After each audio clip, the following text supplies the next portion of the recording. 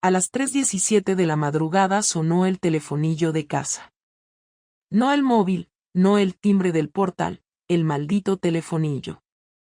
Sergio y yo estábamos durmiendo, o intentándolo al menos, porque esa semana dormíamos en habitaciones separadas. La costumbre de los últimos meses.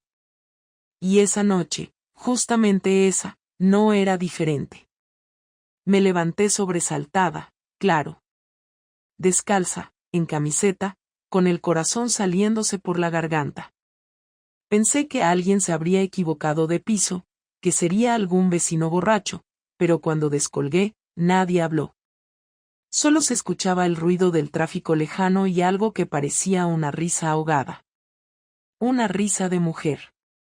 No sé por qué, pero me dio un escalofrío.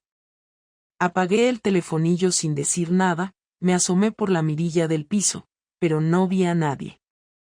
Me quedé ahí, en el pasillo, sin atreverme a volver a la cama.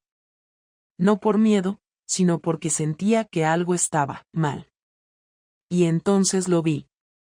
La puerta del trastero, la que da al rellano, estaba entreabierta. Muy poco, pero lo suficiente como para que la corriente del edificio la moviera apenas. Era imposible que yo la hubiera dejado así. No la habíamos usado en días. Me acerqué, la empujé con los nudillos, y escuché dentro un susurro. Un murmullo bajo, apurado. 2 voces. 2 personas. Una era Sergio. La otra, no. No me hizo falta abrir del todo.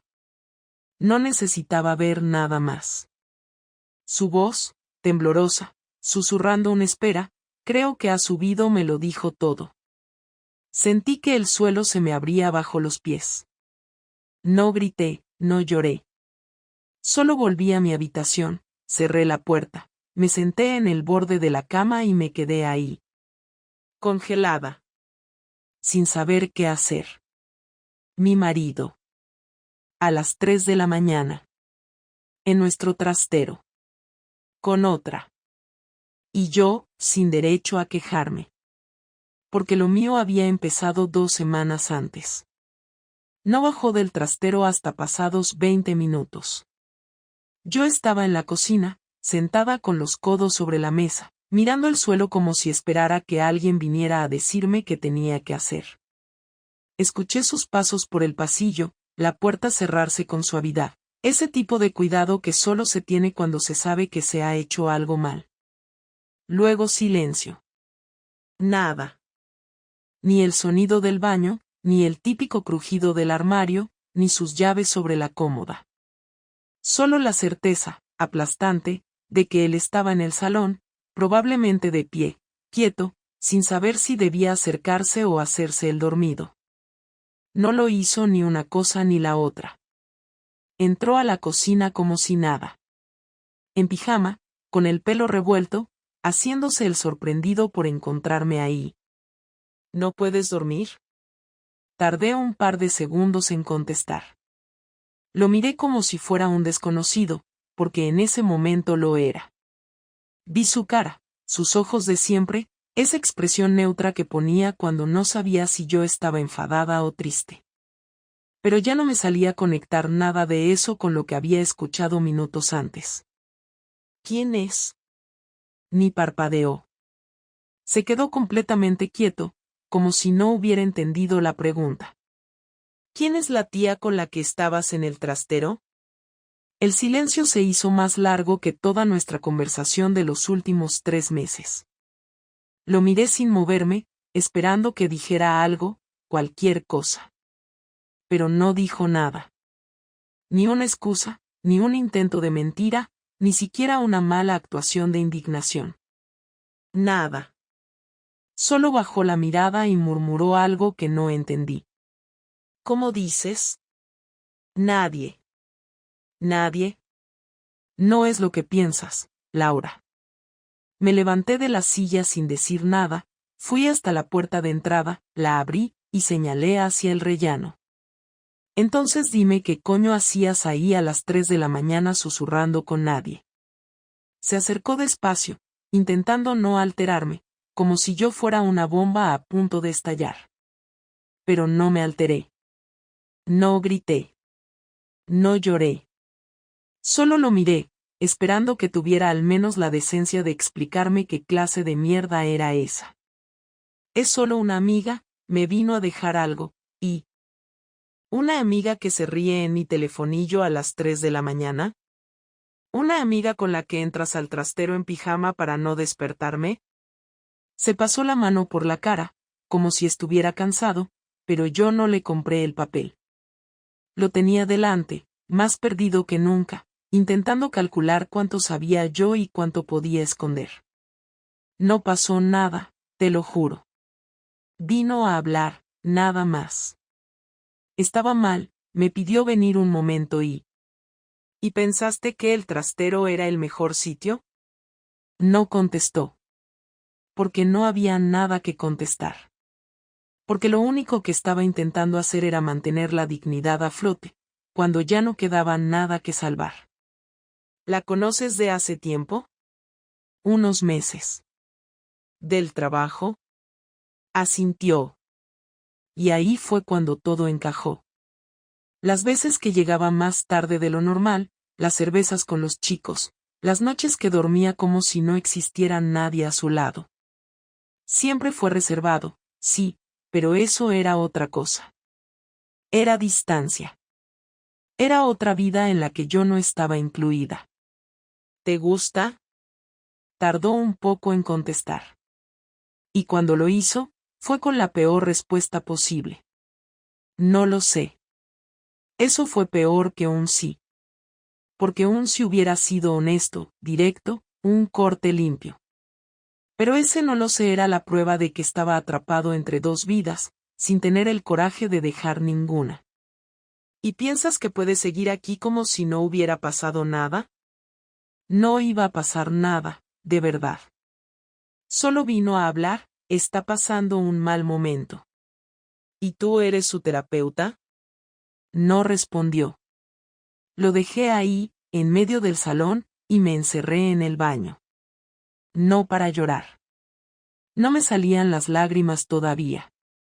Me miré en el espejo y me vi rara. No triste. No furiosa. Solo, desconectada. Como si hubiera salido de mí y estuviera mirando todo desde lejos. Él no vino a buscarme. No golpeó la puerta. No intentó hablar más. Tal vez porque no sabía cómo, o porque pensaba que el silencio era menos destructivo que la verdad. Pero ya no importaba. Ya no se trataba solo de su traición. Lo mío había empezado antes, aunque no lo supiera.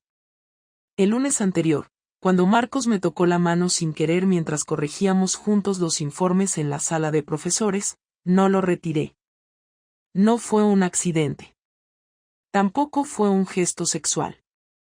Fue una prueba. Y yo la aprobé. Esa noche soñé con él, con su voz, con cómo me hacía sentir visible otra vez. No habíamos hecho nada, aún. Pero algo había cambiado. Yo ya no era la misma. Él tampoco. Cuando salí del baño, Sergio ya no estaba en el salón. Se había encerrado en la habitación de invitados. Al pasar por delante de la puerta, escuché cómo movía cosas, probablemente su ropa. Pensé que haría una bolsa e iría a casa de alguien. Pero no. Se quedó. Como si no hubiera pasado nada. Como si todo se pudiera barrer bajo la alfombra. Como si el trastero nunca hubiera existido. Volví a mi habitación, cerré la puerta y me metí en la cama sin quitarme la ropa. Apagué la luz. Me quedé quieta, escuchando los ruidos del edificio, la ciudad, todo lo que no tenía nada que ver conmigo. Y ahí, por primera vez en años, supe con certeza que mi matrimonio se había roto. Pero lo peor es que yo no era solo víctima. Yo también iba a traicionarlo. Y lo sabía. Pasaron 2 días sin que volviéramos a hablar de lo que pasó aquella madrugada. Dormíamos en habitaciones distintas, Apenas nos cruzábamos por la casa y cuando lo hacíamos, fingíamos que todo estaba bien. Un buenos días forzado, un has comido sin interés, todo envuelto en una rutina falsa que solo manteníamos para no tener que enfrentarnos a lo inevitable. Pero por dentro, yo no podía más. Tenía la necesidad de decirlo todo, de soltarlo de una vez, de provocar ese momento que sabíamos que tenía que llegar. Así que esa noche, cuando Sergio llegó de trabajar, le dije que necesitábamos hablar. Lo dije sin rodeos, sin esperar su respuesta. Me senté en el salón y le señalé con la mirada que se sentara también. Lo hizo, sin oponerse, como si él también supiera que ya era hora. Se sentó al otro lado del sofá, con las manos entrelazadas, sin mirarme a los ojos. Esperaba que yo empezara. ¿Te sigues viendo con ella? No contestó al instante. Se quedó mirando sus propias manos, luego al suelo, y finalmente levantó la cabeza. No. No porque te pillé o porque no quieres. Porque no tiene sentido. Me reí, sin ganas, pero con rabia. ¿Y lo nuestro sí lo tiene? No lo sé. Pero es lo que hay. Ese comentario me quemó por dentro. Es lo que hay. Como si nuestra relación fuera una obligación, un mueble que no sirve pero que nadie quiere tirar porque da pereza moverlo. Me dolió, más de lo que estaba dispuesta a admitir, y por eso no me callé lo que venía. Pues ya que estamos, te lo voy a decir yo. No soy la única que estás traicionando. Me miró con confusión, frunciendo el ceño, sin entender a qué me refería. Yo también estoy con alguien. No fue una confesión. No fue una disculpa. Fue una bomba que solté con la misma frialdad que él había mostrado días antes. Y lo vi. Vi cómo su cara cambiaba. Cómo, por primera vez en mucho tiempo, reaccionaba a algo que yo decía. ¿Qué estás diciendo? Lo que has oído. Desde hace unas semanas. Nada físico, pero no me hagas explicarte lo que significa sentir algo por otra persona cuando el que tienes al lado hace tiempo que dejó de mirarte como antes. Se quedó callado. No por culpa, sino por orgullo herido. Porque él podía traicionar, pero no soportaba ser el traicionado. Lo vi morderse la lengua, contenerse, y supe que estaba a punto de explotar. Y no tardó. ¿Y vienes ahora a decirme esto? ¿Después de montarme el numerito por lo del trastero? ¿Tú también te estás riendo de mí? No, Sergio. Yo no me he escondido. No he mentido. No he usado esta casa como escenario de una obra falsa. Lo mío empezó como una conversación, algo inocente, pero al menos no me metí en el trastero a las 3 de la mañana como un crío de instituto. Se levantó del sofá y empezó a caminar por el salón, respirando fuerte, como si necesitara moverse para no perder el control. Yo no me moví. No tenía miedo. Ya no. ¿Quién es? Un compañero del colegio. ¿Y qué quieres hacer con eso?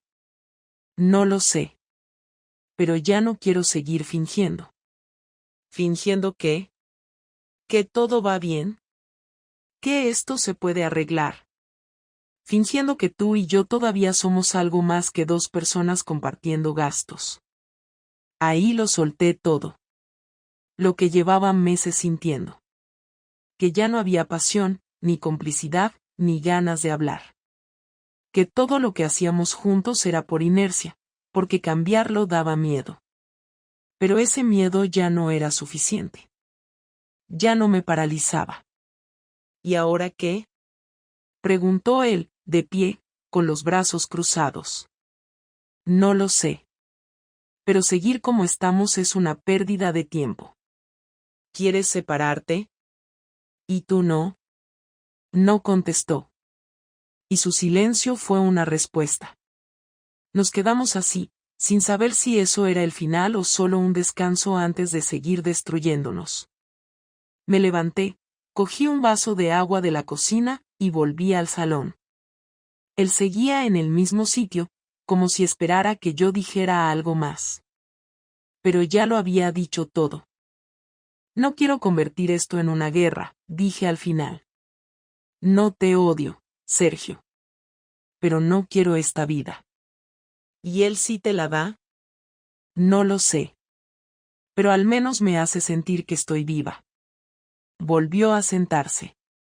Esta vez más cerca, pero no lo suficiente como para tocarme. Tenía la cara seria, los ojos cansados, y por primera vez, una expresión que parecía sincera. ¿Te acostaste con él? Aún no. Pero si sigo contigo, lo haré. Porque cada día que paso aquí me siento más lejos de lo que alguna vez fui. Y él, sin hacer nada especial, me recuerda quién era. Sergio no dijo nada más. Se levantó, fue hasta la habitación de invitados, y cerró la puerta. Yo me quedé sentada, sin saber si llorar, si reír, o si salir a la calle y no volver. Pero no hice nada de eso. Solo me quedé ahí, mirando la mesa, el sofá, la lámpara, todo lo que parecía tan normal y que ahora solo me recordaba que estábamos viviendo una mentira.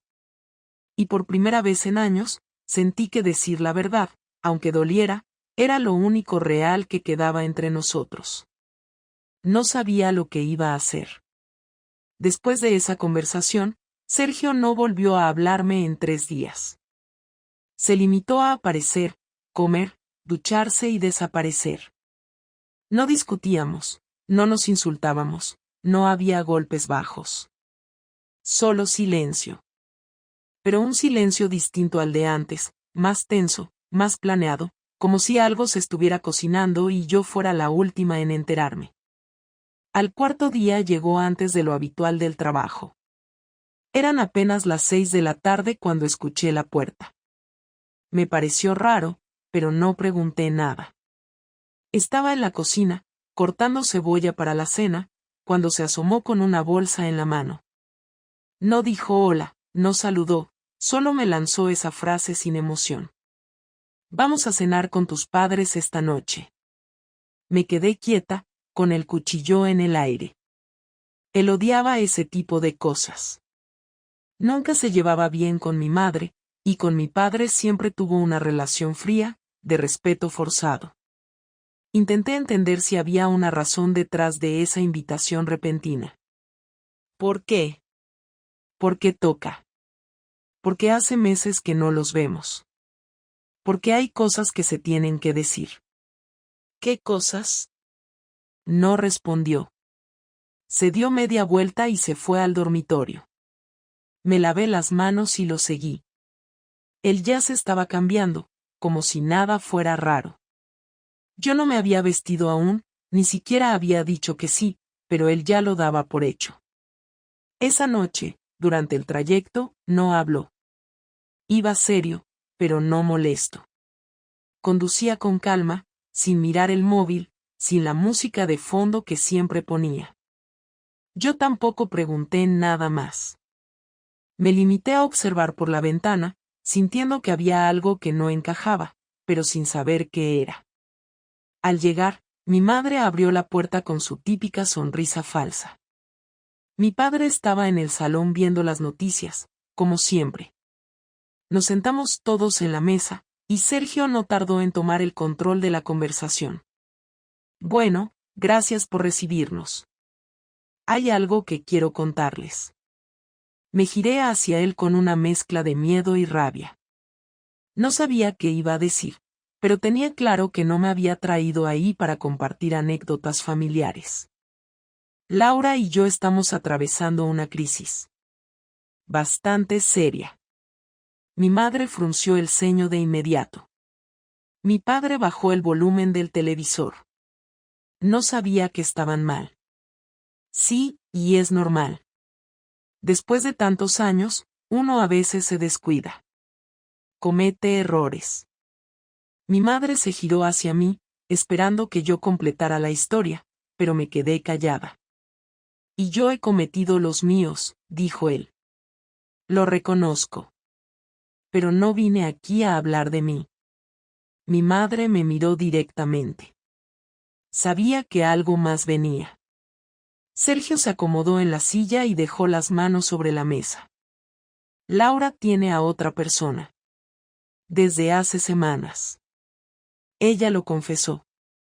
Dice que no ha pasado nada físico, pero se ven, hablan, se gustan. Y me lo dijo sin vergüenza. Me lo dijo como quien avisa que va a cambiar de canal. No pude evitar soltar el tenedor. Mi madre abrió los ojos como platos. Mi padre, en cambio, no pareció sorprendido. Solo se levantó y se fue a la cocina sin decir una palabra. ¿Es cierto eso, Laura? No contesté. No podía. Me había dejado en evidencia de la forma más sucia posible, delante de mis propios padres, sin previo aviso, como si yo fuera una cría a la que había que castigar públicamente. Me parece increíble, dijo mi madre. Con lo que este hombre ha hecho por ti. ¿Y lo que yo hice por él? Solté de golpe.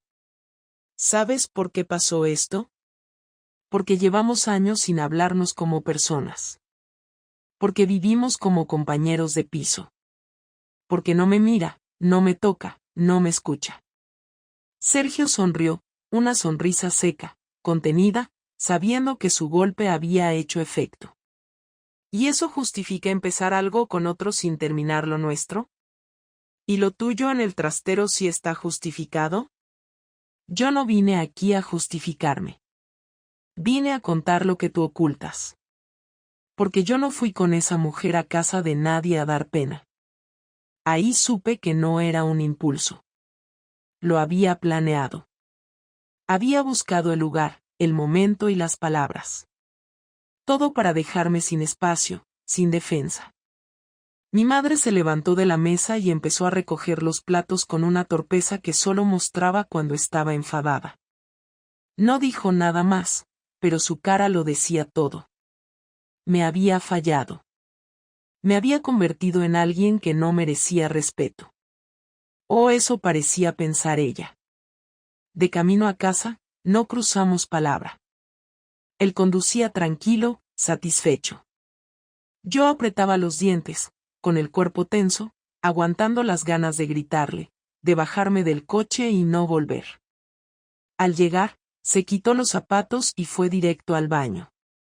Yo me encerré en la habitación, sabiendo que esto no era solo una venganza. Era una advertencia. Me estaba dejando claro que, si quería guerra, él también sabía jugar sucio. A la mañana siguiente, al despertar, me encontré con un sobre encima de la mesa del comedor. Dentro había una fotocopia del contrato de alquiler a su nombre. Un nuevo piso, en otra zona de la ciudad. Fecha de inicio, dentro de una semana. En la nota que lo acompañaba, solo había una frase escrita a mano: tranquila, no hace falta que te vayas tú. Ya me encargo yo. No lo vi esa mañana, ni esa tarde. Se quedó en casa de un amigo, supongo. Pero no se llevó nada. Ni ropa, ni libros, ni ordenador. Solo dejó la promesa de que se iba. De que no quería esta guerra, pero si yo la empezaba, él no pensaba perder. Y en ese momento entendí que su silencio de esos días había sido más que enojo. Era estrategia. No fue una conversación programada. Ocurrió porque ya no se podía evitar. Fue un martes por la tarde, a eso de las 7, cuando volvió por primera vez desde que me dejó aquella nota con el contrato del nuevo piso. Entró sin avisar, con su juego de llaves, como si todavía fuera su casa, aunque ya no lo sintiera así. Llevaba una mochila, una carpeta bajo el brazo y un gesto tan neutro que me dio más miedo que cualquier grito. Yo estaba sentada en el sofá, con el portátil abierto pero sin hacer nada productivo, solo moviendo el cursor como si eso fuera suficiente para no pensar.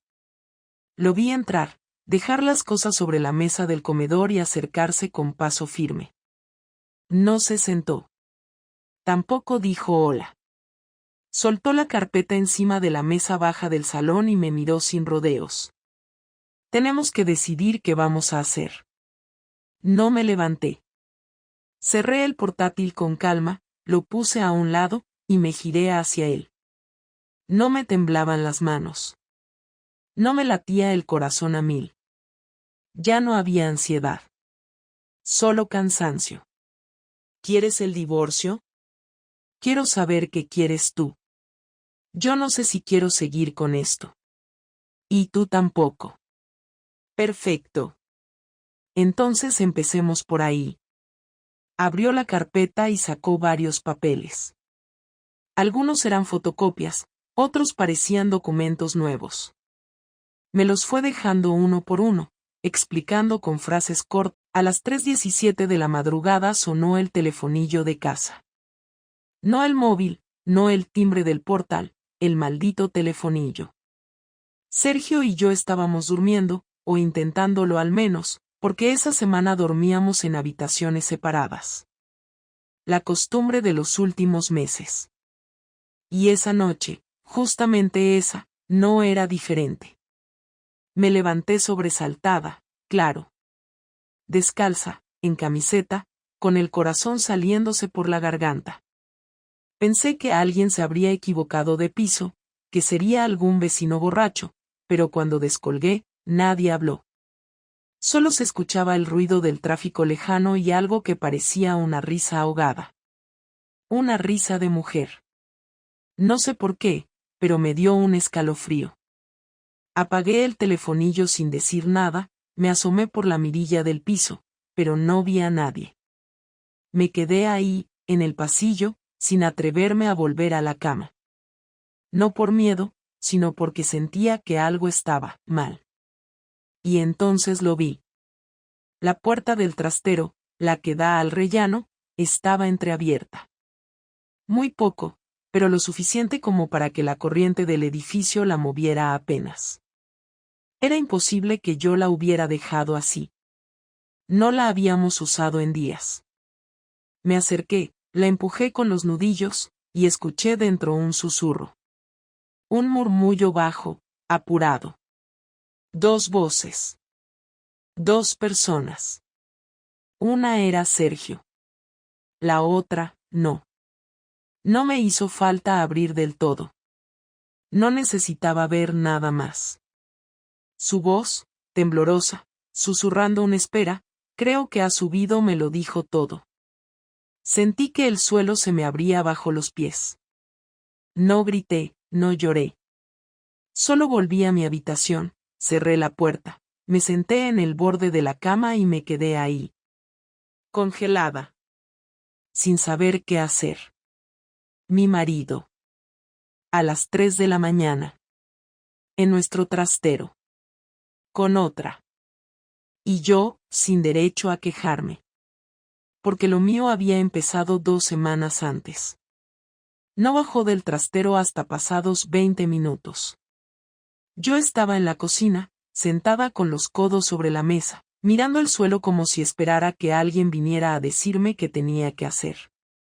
Escuché sus pasos por el pasillo, la puerta cerrarse con suavidad, ese tipo de cuidado que solo se tiene cuando se sabe que se ha hecho algo mal.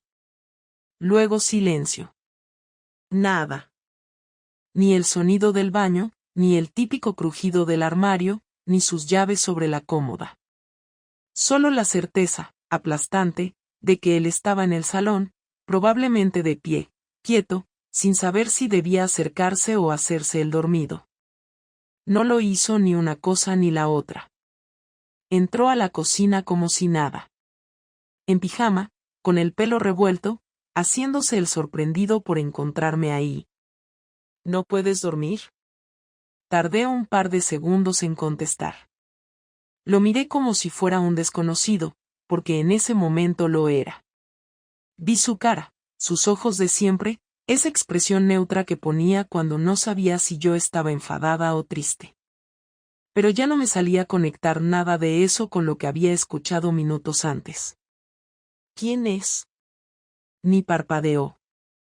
Se quedó completamente quieto, como si no hubiera entendido la pregunta. ¿Quién es la tía con la que estabas en el trastero? El silencio se hizo más largo que toda nuestra conversación de los últimos 3 meses. Lo miré sin moverme, esperando que dijera algo, cualquier cosa. Pero no dijo nada. Ni una excusa, ni un intento de mentira, ni siquiera una mala actuación de indignación. Nada. Solo bajó la mirada y murmuró algo que no entendí. ¿Cómo dices? Nadie. Nadie. No es lo que piensas, Laura. Me levanté de la silla sin decir nada, fui hasta la puerta de entrada, la abrí, y señalé hacia el rellano. Entonces dime qué coño hacías ahí a las 3 de la mañana susurrando con nadie. Se acercó despacio, intentando no alterarme, como si yo fuera una bomba a punto de estallar. Pero no me alteré. No grité. No lloré. Solo lo miré, esperando que tuviera al menos la decencia de explicarme qué clase de mierda era esa. Es solo una amiga, me vino a dejar algo, y... ¿Una amiga que se ríe en mi telefonillo a las 3 de la mañana? ¿Una amiga con la que entras al trastero en pijama para no despertarme? Se pasó la mano por la cara, como si estuviera cansado, pero yo no le compré el papel. Lo tenía delante, más perdido que nunca, intentando calcular cuánto sabía yo y cuánto podía esconder. No pasó nada, te lo juro. Vino a hablar, nada más. Estaba mal, me pidió venir un momento y... ¿Y pensaste que el trastero era el mejor sitio? No contestó. Porque no había nada que contestar. Porque lo único que estaba intentando hacer era mantener la dignidad a flote, cuando ya no quedaba nada que salvar. ¿La conoces de hace tiempo? Unos meses. ¿Del trabajo? Asintió. Y ahí fue cuando todo encajó. Las veces que llegaba más tarde de lo normal, las cervezas con los chicos, las noches que dormía como si no existiera nadie a su lado. Siempre fue reservado, sí, pero eso era otra cosa.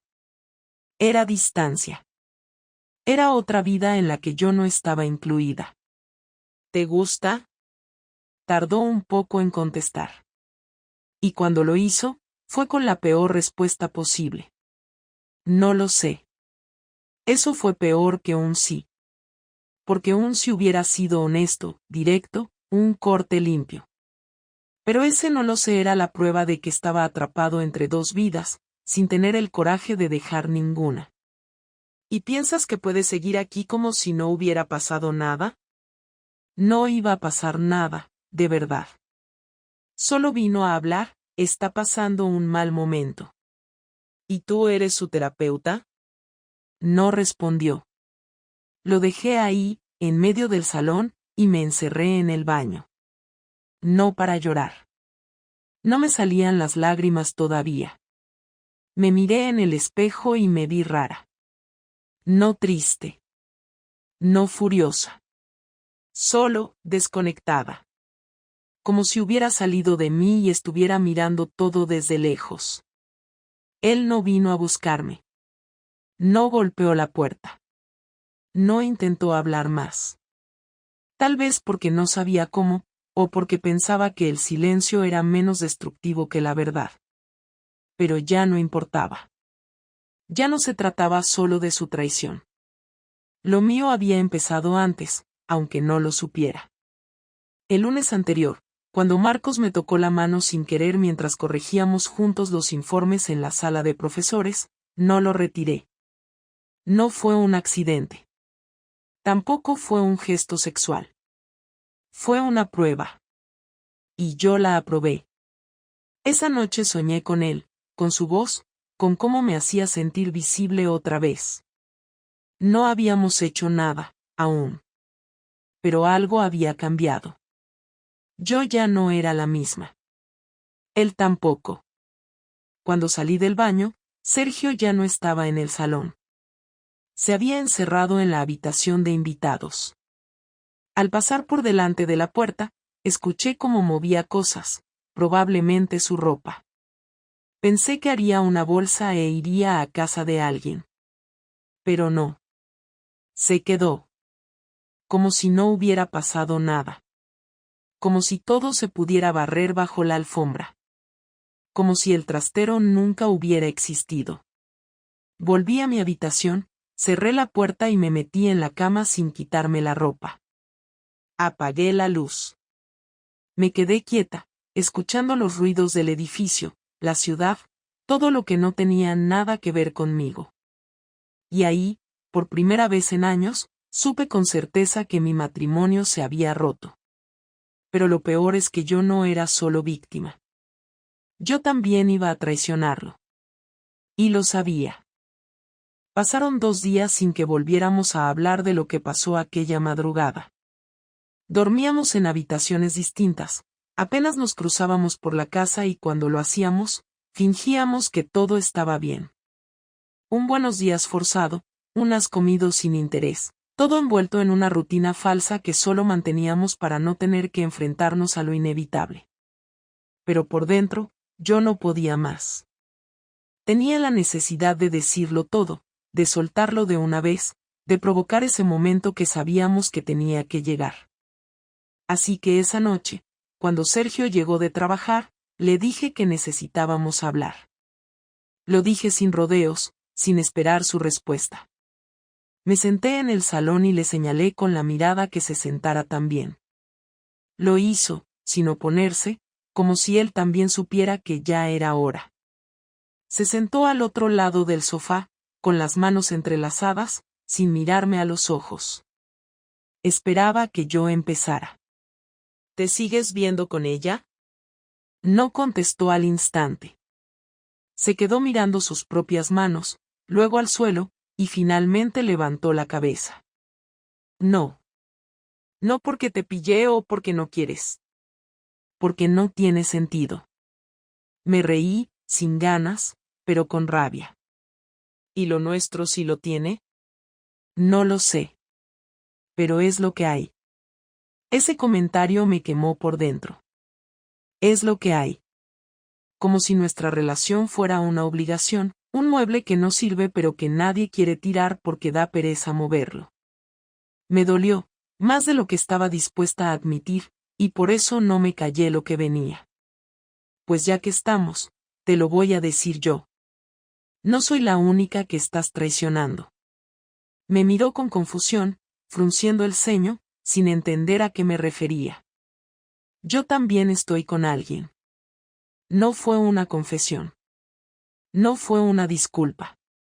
Fue una bomba que solté con la misma frialdad que él había mostrado días antes. Y lo vi. Vi cómo su cara cambiaba. Cómo, por primera vez en mucho tiempo, reaccionaba a algo que yo decía. ¿Qué estás diciendo? Lo que has oído.